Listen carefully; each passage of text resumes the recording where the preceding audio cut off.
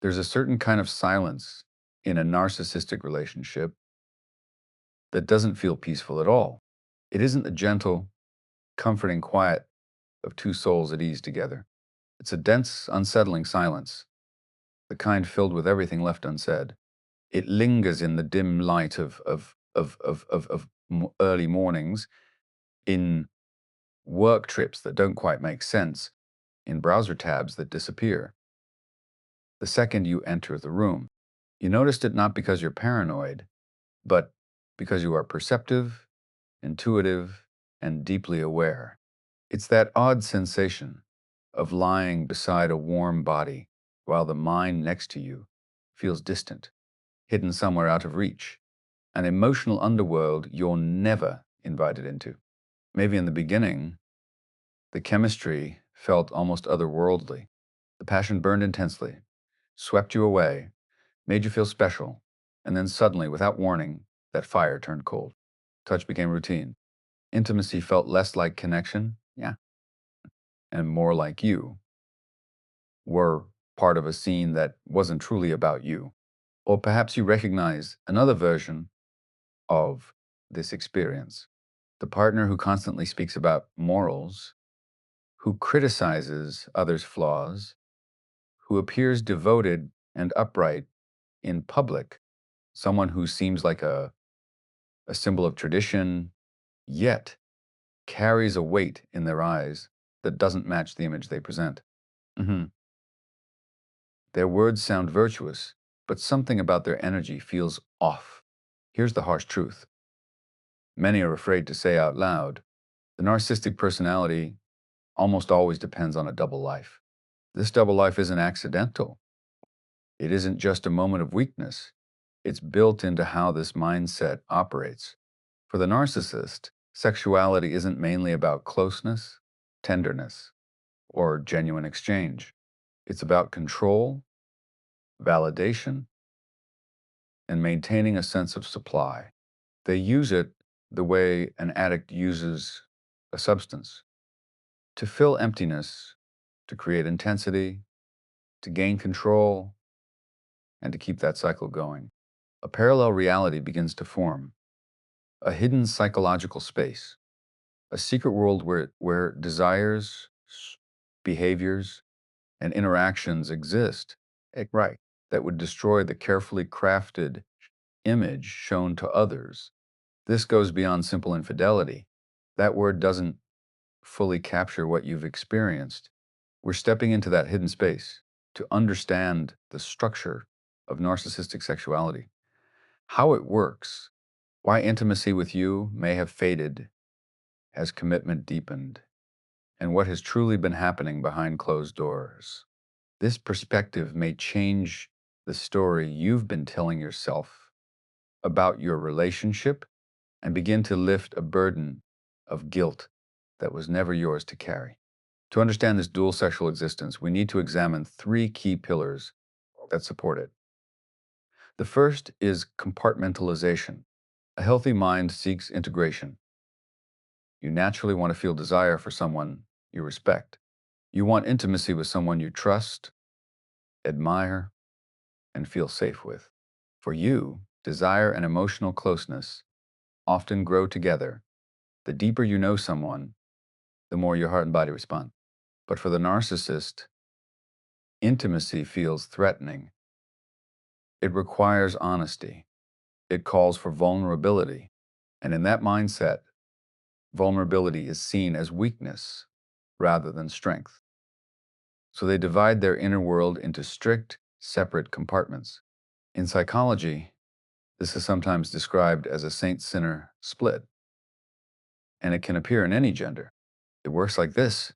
One category holds the respectable partner, and the other holds the object of use. In the first category, there's you, the stable partner. You maintain the home, the image, perhaps the children, the rhythm of daily life. You bring consistency and emotional security. You are dependable. Yet within the distorted logic of the narcissistic mind, you aren't allowed to be linked with raw, complex desire. You're expected to remain safe, clean, and controlled. Over time, the narcissist may grow bored or even disconnected sexually from the very person who provides real emotional grounding. In that divided inner world, respect and desire cannot coexist. They are forced apart. In the second category are the objects. These might include affairs, transactional encounters, anonymous connections, or brief interactions. Any situation that offers intense stimulation without requiring emotional depth. These individuals aren't viewed as whole people with inner lives. Instead, they are treated as outlets, people's bodies. With these individuals, the narcissist unleashes their darkest fantasies, the most extreme roles, degrading dynamics, dominant one moment, submissive the next, pushing boundaries, acting recklessly. Because in that space, there's no need to be authentic, no expectation of reciprocity, no demand for honesty. This is why a double life becomes nearly unavoidable. The narcissist relies on you to maintain the image of normalcy, stability, and social standing. At the same time, they require a hidden realm where everything that cannot exist within a genuine, committed relationship is discarded. You felt confused because you tried to be both the loyal partner and the passionate lover. You stretched yourself, experimented, and worked to keep the connection alive. Yet the more effort you made, the more the narcissist withdrew, became distant, or critical. The issue was never that you weren't enough. The real problem is that the narcissist's inner framework cannot hold respect and excitement within the same person. This division isn't about your shortcomings. It's about their inability to integrate love and desire in a healthy way. Mond. The second pillar is a profound inner emptiness paired with a restless craving for stimulation. Within the narcissist, there is often a deep void, a kind of existential boredom, a feeling that ordinary life is insufficient. A calm morning, a steady routine, a peaceful and secure relationship. What nurtures a healthy person can feel suffocating to them. Stability can feel lifeless, so they chase stimulation relentlessly. And one of the quickest, most accessible, and powerful forms of stimulation is sexual dopamine. The hidden sexual life begins to resemble an addiction. It's not truly about finding a meaningful connection.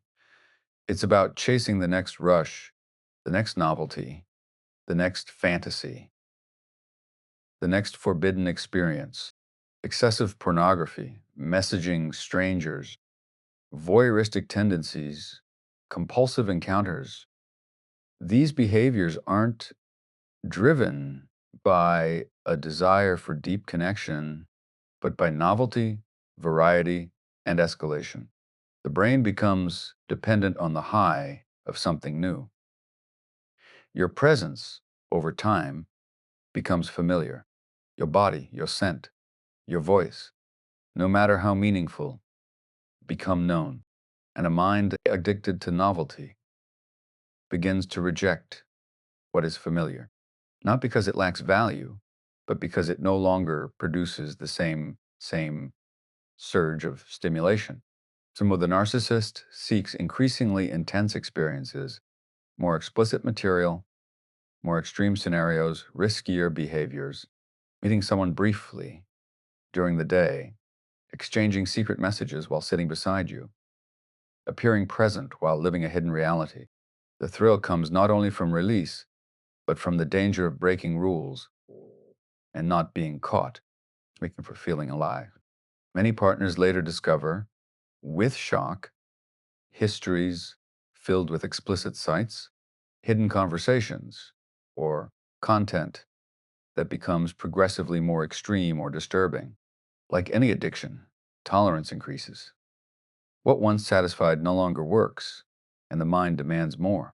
Meanwhile, genuine intimacy, connection that includes care, eye contact, and emotional presence face to create the same chemical intensity. As a result, the narcissist may feel restless, detached, or even repelled by the very closeness that would nourish a healthy relationship. The double life becomes like an injection, a way to artificially create meaning in an otherwise empty inner world, a way to avoid confronting the deeper pain within. And the third pillar is perhaps the most unsettling: the power of secrecy. This hidden sexual life isn't only about pleasure, it's also about control. The narcissist is driven by dominance, and few things offer more control than shaping someone else's reality while concealing the truth. There is a distorted thrill in deception.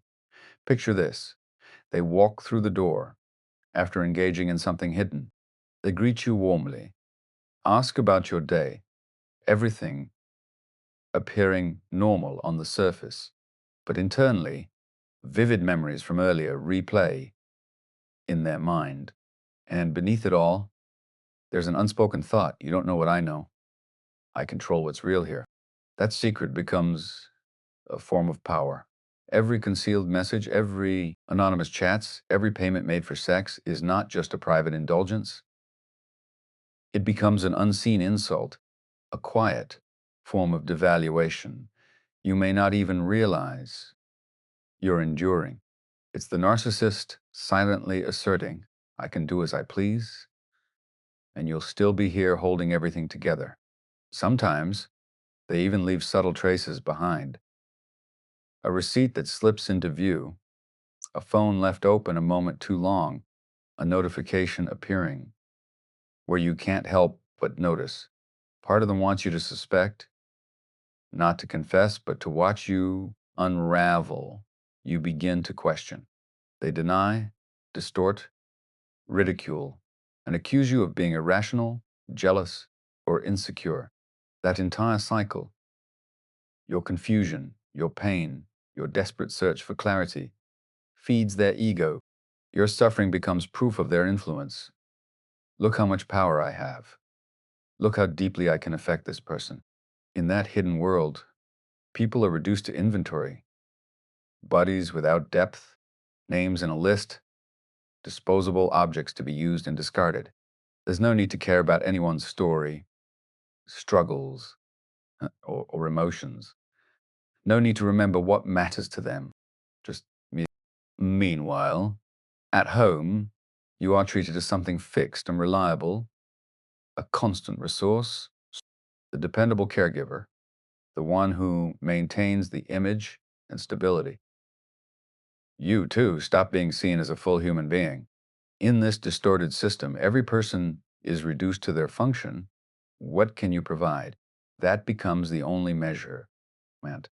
When you look at these three pillars together, compartmentalization, addiction to stimulation, and the power of secrecy, the confusion begins to clear. That strange distance you felt, even in moments of closeness, was real. The sense that their body was present, but their mind was elsewhere, that was real. The discomfort of seeing a mismatch between public values and private behavior, that was real. Your intuition was never the issue. The reality was that you were surrounded by deception. Manager. Now hear this with both care and clarity. You must stop measuring your worth through the lens of the narcissist's double life. The rejection, the betrayal, the emotional coldness, none of it was a reflection of your attractiveness, your desirability, or your value. This double life did not exist because you were lacking. It existed because the narcissist cannot face reality. Do. Reality includes responsibility, aging, difficult conversations, emotional depth, and vulnerability. Meeting those things requires maturity and courage, qualities the narcissist avoids. Instead, they escape into fantasy while relying on you to maintain stability in the real world. You became the anchor, keeping everything from falling apart while they drifted into chaos again and again. Men, but understand this. Even if you had been flawless, endlessly accommodating, or perfectly aligned with their desires, this pattern would still have existed. Because the issue was never within you. The emptiness is not yours to carry. It belongs to someone who fragments their inner world just to cope with being alive. And now you have clarity. You can finally see what was hidden beneath the surface. And with that understanding, your power begins to return. You no longer need to compete with illusions. You no longer need to exhaust yourself trying to satisfy something that cannot be fulfilled. Man, your ability to love deeply, to give sincerely, to show up fully, that is not a flaw. It is your strength. It is what makes you capable of building a life with someone who lives authentically, not in fragments.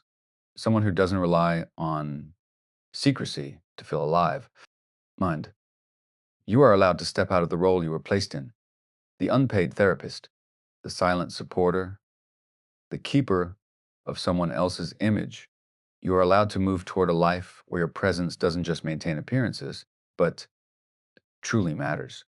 A life where your light isn't used to decorate a facade, but to warm a heart that stands in honesty. Imjan, you are light. You always have been. Don't let the darkness of someone else's hidden life convince you that your brightness is the problem.